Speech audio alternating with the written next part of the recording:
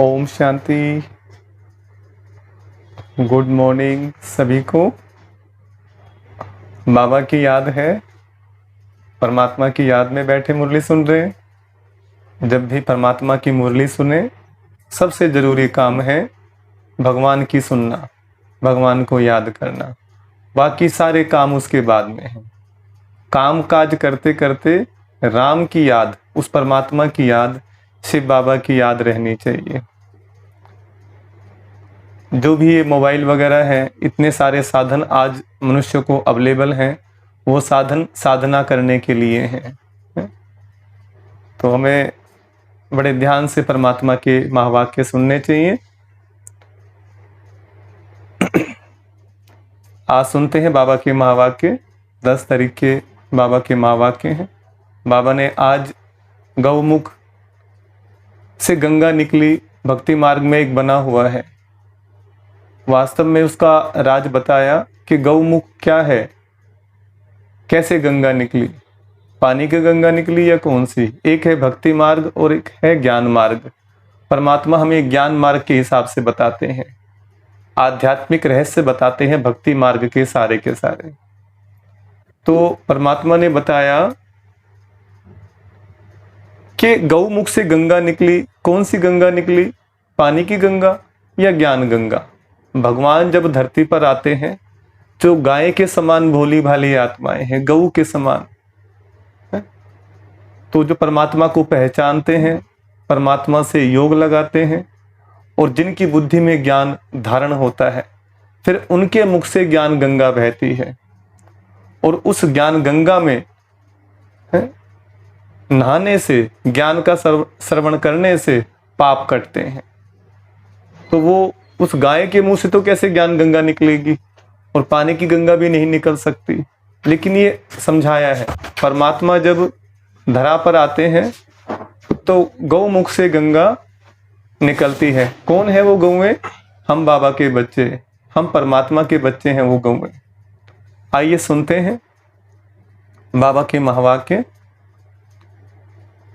10 तारीख के बाबा के महावाक्य हैं। मीठे बच्चे, श्रेष्ठ बनने के लिए सदा श्रीमत पर चलते रहो। लक्ष्मी नारायण भी श्रीमत से इतने श्रेष्ठ बने हैं। मीठे बच्चे, श्रेष्ठ बनने के लिए सदा श्रीमत पर चलते रहो। लक्ष्मी नारायण भी श्रीमत से इतने श्रेष्ठ बने हैं। प्रश्न है, भक्ति में गौमुख का यादगार क्यों बनाया है? भक्ति में गौमुख का यादगार क्यों बनाया है? उत्तर, क्योंकि संगम पर बाप ने ज्ञान का कलश माताओं के ऊपर रखा है। तुम माताओं के मुख से ज्ञान अमृत निकलता है, जिससे सब पावन बन जाते हैं। इसलिए भक्ति में गौमुख का यादगार बना दिया है। तुम गौ माताएं हो, तुम ही सबकी मनोकामनाएं पूर्ण करती हो, इसलिए यादगार बने हुए हैं। कामधेनु कहते हैं ना, मनोकामना पूरी करने वाली, मनवांछित फल देने वाली। तो परमात्मा जब आते हैं, भारत में आते हैं, इसलिए भारत में एक नारा लगता है, भारत माता की जय, वंदे मातरम। भगवान आकर के ज्ञान का कलश माताओं के सर पर रखते हैं और हम बाबा के बच्चे फिर क्या करते हैं? परमात्मा के ज्ञान का गुणगान करते हैं। गीत है, नैनहीन को राह दिखाओ प्रभु, नैनहीन को राह दिखाओ। अब ये गीत तो हम नहीं गाएंगे, भक्ति मार्ग में हमने बहुत गाया, दुनिया गा रही है भक्ति में। जब राह नहीं मिलती, परमात्मा को नहीं जानते, सत्य ज्ञान को नहीं जानते, तब ये गीत गाते हैं। और जब ज्ञान मिल गया तो फिर ये गीत गाने की जरूरत नहीं। ओम शांति। बच्चों ने गीत सुना। भक्ति मार्ग वाले बच्चे बाप को पुकारते हैं कि हम जो नैनहीन बुद्धिहीन बन गए हैं, हमें राह बताओ। हे प्रभु जी, याद करते हैं अपने बाप को। उनको परमपिता परमात्मा कहा जाता है। सभी जीव की आत्माएं बाप को याद करती हैं। हम इस पतित दुनिया में बहुत दुखी हैं, दर दर धक्के खाते रहते हैं। जहां भी जाते हैं उनके ऑक्यूपेशन का कुछ भी पता नहीं है कि हम किसके पास जाते हैं। शिव के मंदिर में जाते हैं, परंतु उनको पता नहीं है कि शिव कौन है। जहां भी जाएंगे जाकर माथा टेकेंगे, जानते नहीं कि वह कौन है। कब आए थे? लक्ष्मी नारायण के मंदिर में भी जाते हैं, लेकिन जानते नहीं कि यह कब आए, कैसे राज्य लिया, कुछ भी पता नहीं। दिलवाड़ा मंदिर में जाते हैं, वहां आदिदेव बैठा है, परंतु जानते नहीं यह कौन है।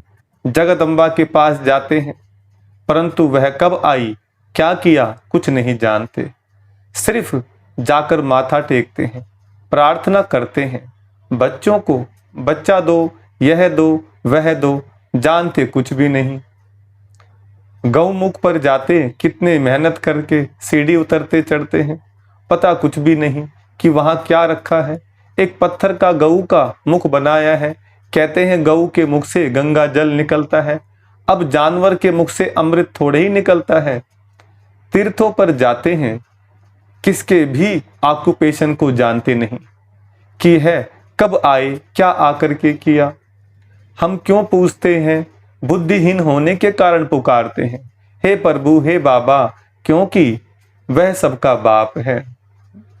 मनुष्य के 3 बाप कहे जाते, एक है आत्माओं का बाप, नोट कर लेंगे, एक है आत्मा के पिता शिव, दूसरा सारे मनुष्य सृष्टि अथवा मनुष्य सिजरे का रास्ता प्रजापिता ब्रह्मा, इसलिए कहते ब्रह्मा के द्वारा सृष्टि रची गई।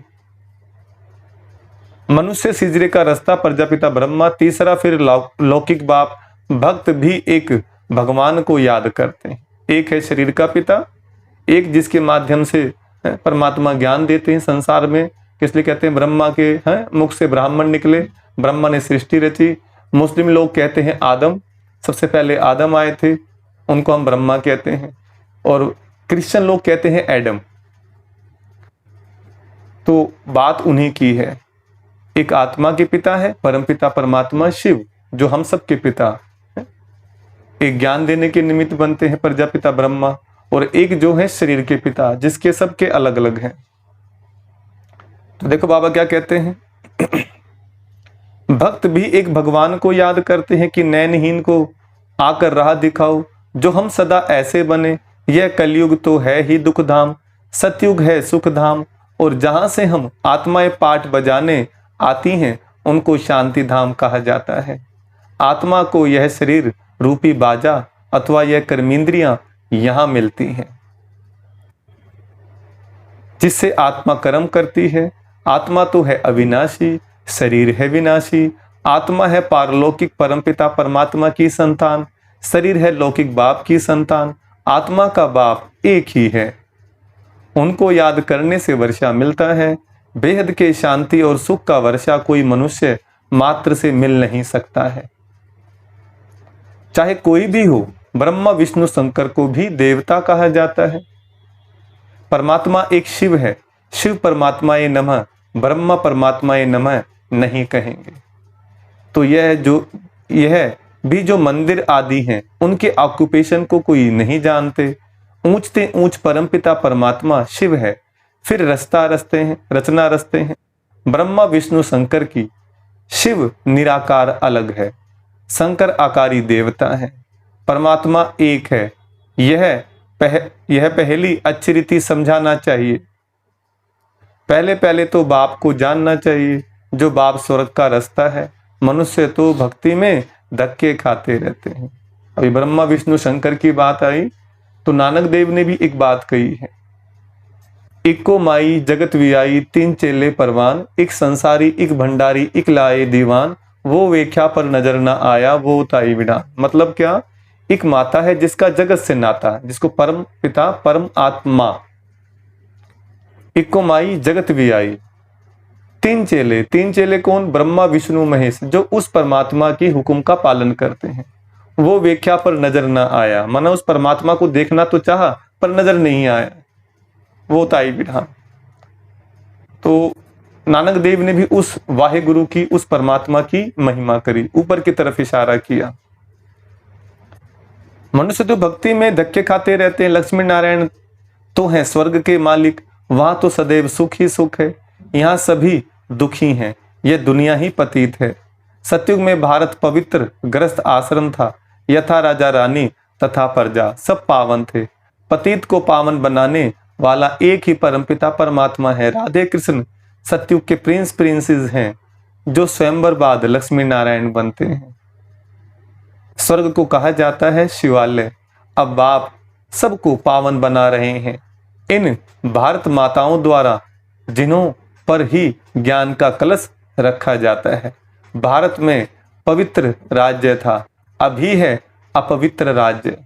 गृहस्थ धर्म के बदले गृहस्थ अधर्म हो गया है, इसलिए लोग घर बार छोड़ के बाहर भागते हैं शांति के लिए। लेकिन भगवान जब आते हैं तो घर गृहस्थ में ही ज्ञान दे करके नर को नारायण और नारी को लक्ष्मी बनने का ज्ञान देते हैं। संसार में जो गुरु हैं संन्यास धर्म की स्थापना करते हैं। भगवान शिव जो है गृहस्थ धर्म, गृहस्थ आश्रम बनाते हैं कि घर गृहस्थ में रह करके तुम कैसे नियमों का पालन कर सकते हैं। भारत में पवित्र राज्य था, अभी है अपवित्र राज्य। गृहस्थ धर्म के बदले गृहस्थ अधर्म हो गया है। फिर बाप आकर पावन बनाते हैं। बाप आत्माओं से बात करते हैं, मैं परमपिता परमात्मा आया हूं, आत्मा परमात्मा अलग रहे बहुकाल, सुंदर मेला लग गया जब सतगुरु मिले दलाल। आत्मा और परमात्मा, आत्मा और परमात्मा बहुत काल तक अलग रहे, लेकिन जब परमात्मा आते हैं, साधारण तन में आते हैं, तब आकर परमात्मा ज्ञान देते हैं। इसलिए सत्यनारायण की कथा में आता है, बूढ़ा ब्राह्मण बनके कंचन महल कियो। तो सत्यनारायण की कथा में ये जिक्र क्यों आया? क्योंकि कलयुग के अंत में, इसलिए नारायण की नाभि से क्या दिखाते हैं? कमल का फूल निकल रहा है, कमल के फूल पे ब्रह्मा बैठे हैं। कमल का फूल निकलता है कीचड़ के अंदर में, और कीचड़ के अंदर में कमल खिलाना परमात्मा का कार्य है, और कमल के फूल पर दिखाए हैं ब्रह्मा कि इस संसार में रहते हुए हम कैसे पति से पावन बने। एक उदाहरण दिया गया, एक सैंपल तैयार किया प्रजापिता ब्रह्मा, और उस ब्रह्मा के द्वारा कहते हैं ब्राह्मण निकले, हमारे धर्म ग्रंथों में लिखा है। तो जब परमात्मा साधारण तन में आते हैं, उस मुख से ज्ञान सुनाते हैं, उस मुख से जो ज्ञान सुनते हैं वो ब्रह्मा कुमार कुमारी कहलाते हैं। वो ज्ञान की वो गौएं बन जाती हैं जो मुख से ज्ञान गंगा निकालती हैं और फिर संसार का उद्धार करती हैं। इसके ही एवज के अंदर में हम क्या कहते हैं, कन्याओं को नवरात्रों के अंदर जिमाते हैं, कन्या पूजन करते हैं। तो कन्या माने कर नया। बाबा ने आकर के इतनी सारी माताओं को, बहनों को, भाइयों को पवित्रता का ज्ञान पढ़ाया। अब घर गृहस्थ में रह करके इस संसार को नया बना रहे हैं। कन्या माता इसलिए बोला जाता है। माता कैसे होगी कन्या माता? जब भगवान धरती पर आते हैं, ज्ञान सुनाते हैं और परमात्मा के जो मार्ग पर चलते हैं, पति से पावन बनते हैं। तो जो आज देखेंगे ब्रह्मा कुमारी, इसके अंदर में बहुत सारी बहनें हैं जो कन्याएं हैं, है ना, वो आकर के ज्ञान सुना रही हैं। आगे लोग तरह तरह की बातें बोलते हैं, ब्रह्मा कुमारी में ऐसे हैं, फलाना है, ढिमकाना, लेकिन औरों की बातों में जाने की जरूरत नहीं है, भगवान की सुननी है। ये वही कन्या माता आई हैं जिनका रिवाज बना नवरात्रों के अंदर कन्या पूजन करने का। देवताओं को उठाने के लिए भी कन्या आती है जब देव उठावनी होती है। तो अभी देवताओं को उठाने का कार्य चल रहा है। ये कन्या माता आई है देवताओं को उठाने के लिए। और जो घर गृहस्थ के अंदर में है, ये कौन है? ये अर्धकुंवारे हैं, जो शादी वगैरह हो गई, बच्चे हो गए, अब ज्ञान को सुन करके पति से पावन बन रहे हैं। नर से नारायण, नारी से लक्ष्मी। जिस प्रकार शंकर जी और पार्वती को दिखाया है गृहस्थी, लक्ष्मी नारायण को गृहस्थी दिखाया है, सीताराम को गृहस्थी दिखाया है, इसी प्रकार हमको भी घर गृहस्थ में रह करके नियमों पे चल करके परमात्मा की प्रत्यक्षता करनी, भगवान शिव के ज्ञान का गुणगान करना है। देखो बाबा क्या कहते हैं, बाप आत्माओं से बात करते हैं, मैं परमपिता परमात्मा आया हूं, आत्मा परमात्मा अलग रहे बहुकाल, सुंदर मेला लग गया जब सदगुरु मिले दलाल। तुम बहुत समय से बिछड़े हुए हो, अब बिल्कुल रोगी पतित कोड़ी तुल्य बन गए हो। फिर तुमको अगर मेरे जैसा बनना है तो पुरुषार्थ करो। यह भारत माता शक्ति अवतार है, ये शिव बाबा को अपना बाप मानती हैं। उनसे योग लगाने से शक्ति मिलती है, जिससे 5 विकारों पर जीत पाकर माया जीते जगत जीत बनते हैं। यह हार जीत का खेल है, यह वर्ल्ड की हिस्ट्री ज्योग्राफी समझने से तुम चक्रवर्ती राजा बन सकते हो। बाप ही स्वर्ग के लिए पवित्रता सुख शांति का वर्षा देते हैं। यह राजयोग है, हठ योगी राजयोग, सिखा ना सके। हमारा कौन सा योग है? राजयोग। राज की बातें बताते हैं भगवान, राजाओं का राजा बनाते हैं भगवान। हमारी कर्मेंद्रियों पर, हमारे मन पर हमारा कैसे राज हो, हमारी कैसी हुकूमत हो, ये भगवान सिखाते हैं। घर परिवार में रहते हुए खाते पीते बन गए बीके, ब्रह्म कुमार और कुमार। अभी तुम बच्चों को श्रीमत मिलती है जिससे तुम श्रेष्ठ बन रहे हो। रावण की मत से तुम भ्रष्ट बने हो। भारत अब रावण की मत पर चलने से इतना दुखी कंगाल बना है। जगदम्बा सबकी मनोकामनाएं पूर्ण करने वाली थी, वह भी माता थी। जगदम्बा ने श्रीमत पर भारत को स्वर्ग बनाया था, इसलिए उनकी इतनी महिमा गाई जाती है। पवित्रता के बगैर तुम पवित्र दुनिया का मालिक बन नहीं सकते।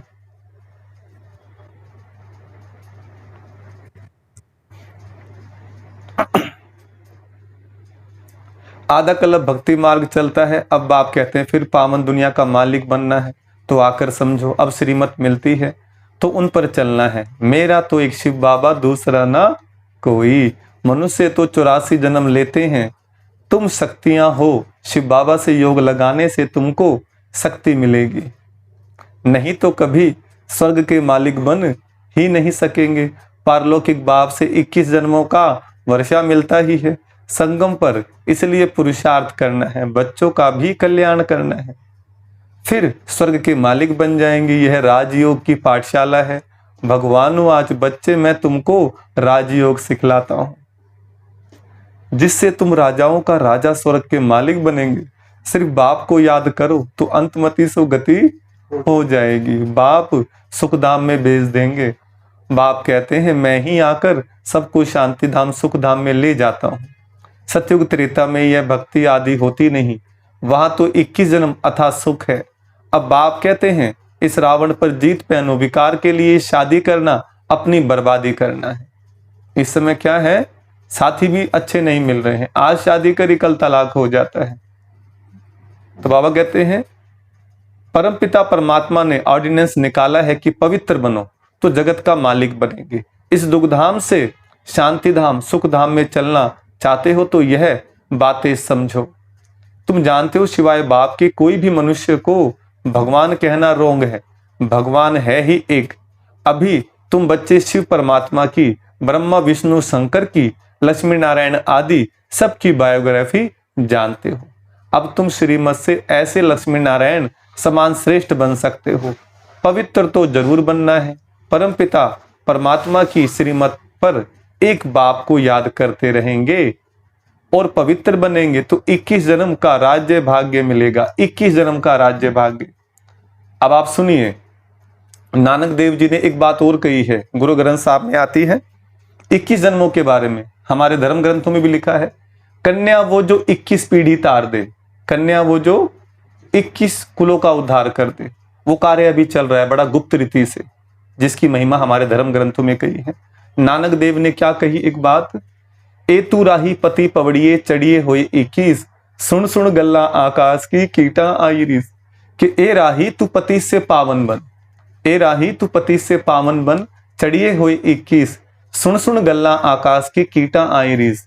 मन हम सब राही हैं, मुसाफिर हैं, और परमात्मा का डायरेक्शन है पति से पावन बनो, चढ़िए हुए 21। मना एक जन्म के लिए परेशान हो रहे हो, लेकिन इस पढ़ाई से 21 जन्मों का भाग्य बनेगा। सुन सुन गल्ला आकाश की, मना आकाश की वाणी सुनकर कीड़ियों के समान, चींटियों के समान रेंगने वाला मनुष्य भी अपना 21 जन्मों का भाग्य बनाता है, जिसको बोलते हैं चढ़ती कला। तो जो ज्ञान मार्ग में चल रहे हैं उनकी चढ़ती कला है, वो अपना भाग्य बना रहे हैं, स्वर्ग की सीढ़ी, सोने की सीढ़ी चढ़ रहे हैं। लेकिन जो अपने मनमाने ढंग से जीवन को जी रहे हैं, भोग विलास में जीवन जी रहे हैं, वो उतरती कला में जा रहे हैं। तो देखो बाबा क्या कहते हैं, श्रीमत पर एक बाप को याद करते रहेंगे और पवित्र बनेंगे तो 21 जन्म का राज्य भाग्य मिलेगा। कितनी सहज बात है। यह समझने से तुम भक्ति के धक्कों से, रोने पीटने से 21 जन्म छूट सकते हो। समझाना है सतयुग की स्थापना कैसे होती है, फिर यह चक्कर कैसे फिरता है, सारे वर्ल्ड की हिस्ट्री ज्योग्राफी को समझो। यह तो मनुष्य ही समझेंगे। एक बाप की श्रीमत पर चलना है, सरों पर दया तो एक बाप ही करते हैं वह ज्ञान का सागर, सुख का सागर है। वही इन माताओं को ज्ञान का कलश देते हैं, जिससे यह सबको पावन बना सकती। बाकी पानी की गंगा पानी पावन नहीं बना सकती है। यह गौ माताएं हैं जिन्हों को ज्ञान का कलश मिलता है। यहाँ तो पढ़ाई है, पढ़कर देवता बनना है। ब्राह्मण, देवता, क्षत्रिय, वैश्य और शूद्र ये वर्ण हैं। ऐसे यह 84 जन्मों का चक्कर फिरता रहता है। इस चक्कर को जानने से तुम चक्रवर्ती राजा रानी बन सकते हो। अच्छा, बाप दादा और मीठी मीठी जगदम्बा माँ का सिकलदे बच्चों प्रति याद, प्यार और गुड मॉर्निंग। रूहानी बाप की रूहानी बच्चों को नमस्ते। हम रूहानी बच्चों की रूहानी बाप दादा को नमस्ते नमस्ते नमस्ते। देखो, धारणा के लिए मुख्य सार है, पवित्रता के बल से श्रीमत पर चल भारत को स्वर्ग बनाने की सेवा करनी है। सबको एक बाप का ऑर्डिनेंस सुनाना है कि पवित्र बनो तो पवित्र दुनिया के मालिक बनेंगे। जैसे हमने सुना ना, कलयुग के अंदर में हनुमान जी भक्तों की रक्षा करेंगे, ये सुना है सभी ने। भक्ति मार्ग में कही जाती है बात कि जब राम जी और अपने सभी प्रजा को राम जी ले जा रहे थे वैकुंठ धाम के अंदर में, तो हनुमान जी को रोक दिया गया था कि भक्तों को कलयुग में तुम्हारी जरूरत पड़ेगी हनुमान जी, तो आप रुकिए। तो कलयुग के अंदर में परमात्मा कह रहे हैं कि पवित्रता के बगैर आप राम से नहीं मिल सकते, परमात्मा राम शिव बाबा से नहीं मिल सकते। इसलिए कहते हैं दुनिया चले ना श्री राम के बिना, राम जी चले ना हनुमान के बिना। अगर तुम चाहते हो भगवान आपके साथ चले, भगवान की कृपा हमारे पर रहे, छत्र छाया बन करके रहे, तो हमें अपने मन को पवित्र जरूर बनाना है। रोज ज्ञान मुरली सुननी है, रोज योग लगाना है, तभी हनुमान की सहायता। और हनुमान जी जब आए हैं तो जब राम जी से मिले तो वो इंसान के रूप में मिले, है ना। तो आप मत ऐसा सोचिए कि बंदर के रूप में कोई आकर के मदद करेगा हमारी, है ना। वैसे वानर की सेवा करना, बंदरों की सेवा करना, कुछ खिलाने पिलाने को देना अच्छी बात है, लेकिन अब परमात्मा ने आकर के बताए सारे राज। तो देखो, दूसरा है हर एक को 3 बाप का परिचय दे, दुख धाम से शांति धाम और सुख धाम में चलने की राह दिखानी है, भटकने से छुड़ाना है। वरदान है, वरदान जब भी सुनो तो ये महसूस कर लीजिए जो आपने रामायण में महाभारत में देखा कि भगवान ने वरदान दिया, ब्रह्मा जी आगे, महादेव आगे, है ना, नारायण आगे जो दिखाते हैं। तो इस समय भगवान हमें वरदान दे रहे हैं। तो जब भी वरदान को सुनेंगे तो ये सूक्ष्म रूप में महसूस करें कि भगवान का हाथ मेरे सर पर है, भगवान की छत्र छाया मेरे ऊपर है। तब उस वरदान को बड़े ध्यान से सुने। वैसे तो पूरी मुरली ही ध्यान से सुननी है, लेकिन जब विशेष वरदान सुनो तो उसको अंतर्साध करो। जब वरदान हमें याद रहेगा तो हमें समस्याओं से बाहर निकालेगा। जो भी हमारे जीवन में अलग अलग समस्याएं परेशानियां आ रही हैं, सबकी अलग अलग हैं, तो उसमें ये वरदान आपके काम आएगा। मर्यादा पुरुषोत्तम बन, सदा उड़ती कला में उड़ने वाले, नंबर 1 विजयी भव। मर्यादा पुरुषोत्तम बन, सदा उड़ती कला में उड़ने वाले, नंबर 1 विजयी भव। वरदान का विस्तार, नंबर 1 की निशानी है हर बात में विन करने वाले, किसी भी बात में हार ना हो, सदा विजयी। यदि चलते चलते कभी हार होती है तो उसका कारण है मर्यादा में नीचे ऊपर होना। लेकिन यह संगम युग है, मर्यादा पुरुषोत्तम बनने का युग। पुरुष नहीं, नारी नहीं, लेकिन पुरुषोत्तम है। इसी स्मृति में सदा रहो तो उड़ती कला में जाते रहेंगे, नीचे नहीं रुकेंगे। उड़ती कला वाला सेकंड में सर्व समस्याएं पार कर लेगा। स्लोगन है, एक बाप के श्रेष्ठ संग में रहो तो दूसरा कोई संग प्रभाव नहीं डाल सकता। एक बाप के श्रेष्ठ संग में रहो तो दूसरा कोई संग प्रभाव नहीं डाल सकता। मातेश्वरी जी के अनमोल महावाक्य सुनेंगे। हम मनुष्य आत्माओं को पहले पहले कौन सी मुख्य पॉइंट्स बुद्धि में रखनी है, जिस पर खूब अटेंशन रखना है। पहले पहले तो अपने को यह पक्का निश्चय रखना है कि हमको पढ़ाने वाला कौन है। दूसरी पॉइंट है, हम सभी मनुष्य आत्माएं हैं और परमात्मा हमारा पिता है। पढ़ाने वाला कौन है? भगवान है, हमें परमात्मा पढ़ा रहे हैं। हम आत्मा बच्चे और परमात्मा बाप दोनों अलग अलग चीज हैं। आत्मा अलग है, परमात्मा अलग है, लेकिन दुनिया में क्या समझते हैं, आत्मा परमात्मा एक ही है। तो फिर तो सभी सबके बाप हो गए, बच्चा कौन रहा। भगवान ने ये जो है ना हमारे भीतर गलत धारणाएं हैं, गलत मान्यताएं हमारे अंदर आ गई हैं, उनको क्लियर करते हैं। हम आत्मा बच्चे और परमात्मा बाप दोनों अलग अलग चीज हैं। तीसरी पॉइंट है, ईश्वर बेअंत भी नहीं है, ईश्वर सर्वत्र भी नहीं है। अब यही नॉलेज बुद्धि में रखनी है, इसलिए अपनी नॉलेज औरों से न्यारी है। भले दुनियावी मनुष्य समझते हैं हमको परमात्मा का ज्ञान है, हम उनसे पूछो, अब उनसे पूछो आप में कौन सा ज्ञान है, तो कहेंगे ईश्वर सर्वव्यापी है। अब परमात्मा तो कहता मेरा ज्ञान मेरे द्वारा ही मिलता है। इसलिए देखो क्या कहा संतों ने, महात्माओं ने बोली है, इस बात को नोट करेंगे पेंसिल पेन से। तुमरी गतमत तुम ही जाने, तुमरी गतमत तुम ही जाने। नानक देव जी बोल रहे हैं, नानक दास सदा कुर्बान, कि तुम्हारी गतमत तुम ही जानते हो, मैं सदा कुर्बान जाता हूं। वो दास बता रहे हैं, इतने पहुंचे हुए, इतने चमत्कार हुए उनके माध्यम से। तो उन्होंने परमात्मा निराकार भगवान शिव की महिमा गाई है। अब परमात्मा शिव स्वयं आ गए हैं और हम बच्चों को ज्ञान दे रहे हैं। भले दुनियावी मनुष्य समझते हैं हमको परमात्मा का ज्ञान है, अब उनसे पूछो आप में कौन सा ज्ञान है, तो कहेंगे ईश्वर सर्वव्यापी है। अब परमात्मा तो कहता है मेरा ज्ञान मेरे द्वारा ही मिलता है। जैसे बैरिस्टर द्वारा बैरिस्ट्री, डॉक्टर द्वारा डॉक्टरी सीखी जाती है, भले वहां बैरिस्टर भी अनेक होते हैं। एक बैरिस्टर से ना पढ़ा तो दूसरा पढ़ाएगा, एक डॉक्टर से ना पढ़ा तो दूसरा डॉक्टर पढ़ाएगा, मगर यह ईश्वरीय नॉलेज सिवाय एक परमात्मा बिगर कोई भी मनुष्य आत्मा, चाहे साधु संत महात्मा हो, वो भी नहीं पढ़ा सकेगा। तो हम कैसे समझे कि उन्हों में कोई परमात्मा का ज्ञान है। और चौथी पॉइंट नोट करेंगे, मुरली को कई बार पढ़ना सुनना आप। चौथी पॉइंट नोट करेंगे,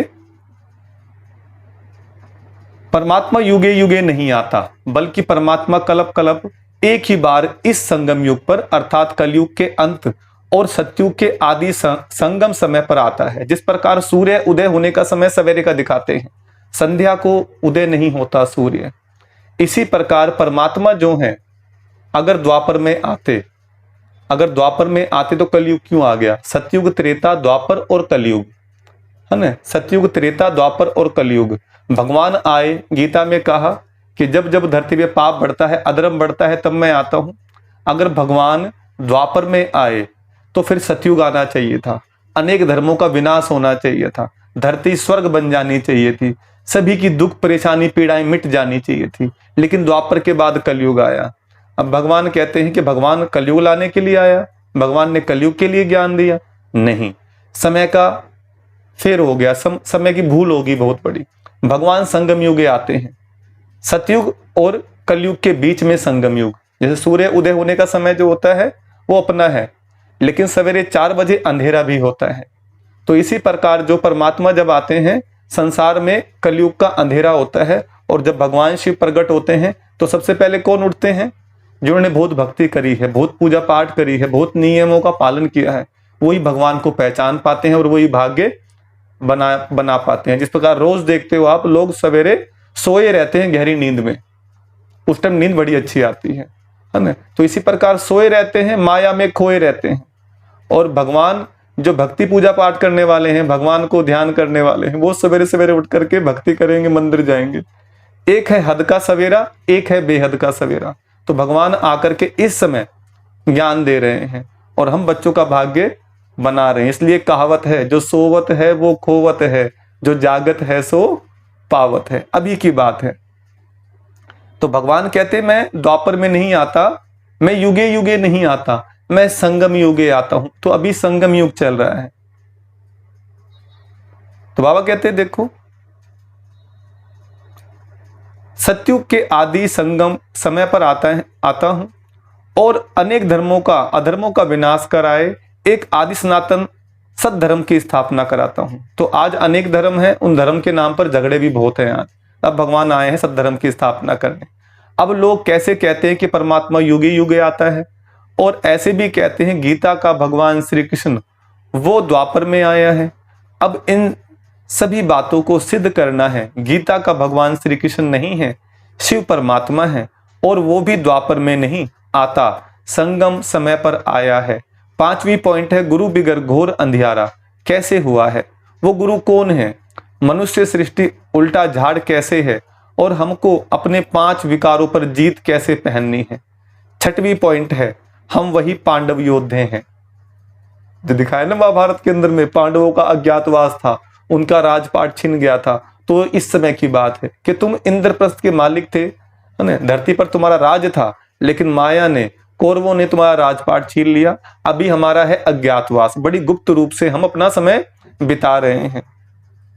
तो बाबा कहते हैं देखो तुम्हें याद रखना है, तुम पांडव योद्धे हैं, जिसके साथ साक्षात परमात्मा है उसी तरफ ही जीत है। और 7वीं पॉइंट है परमात्मा खुद सर्वशक्तिमान है। तो जिन्होंने परमात्मा का पूरा साथ लिया है उन्हों को ही परमात्मा द्वारा लाइट माइट दोनों ताज मिलते हैं। लाइट भी मिलेगी, माइट माने शक्ति भी मिलेगी।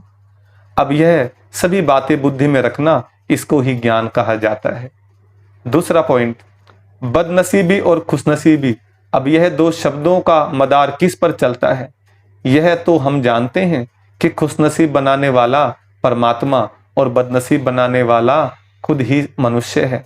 जब मनुष्य सर्वदा सुखी है तो उन्हों की अच्छी किस्मत कहते हैं, और जब मनुष्य अपने को दुखी समझते हैं तो वो अपने को बदनसीब समझते हैं।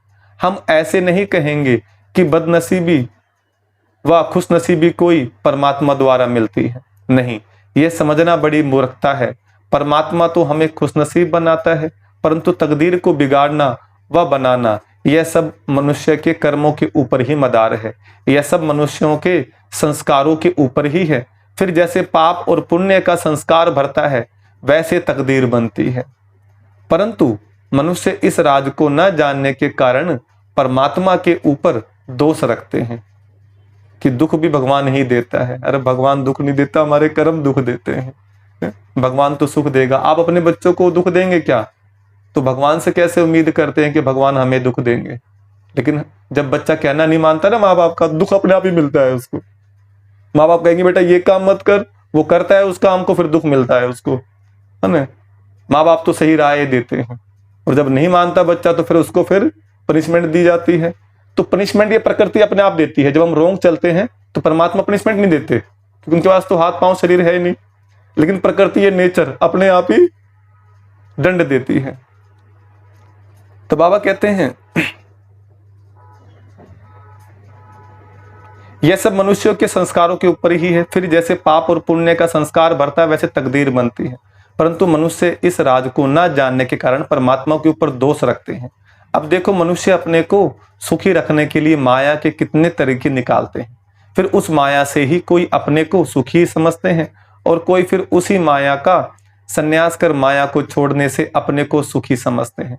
मतलब तो कई प्रकार के प्रयत्न करते हैं, परंतु इतने तरीके करते भी रिजल्ट दुख के तरफ जा रही है। तो संसार में लोग क्या कर रहे हैं? दुखों की खेती कर रहे हैं।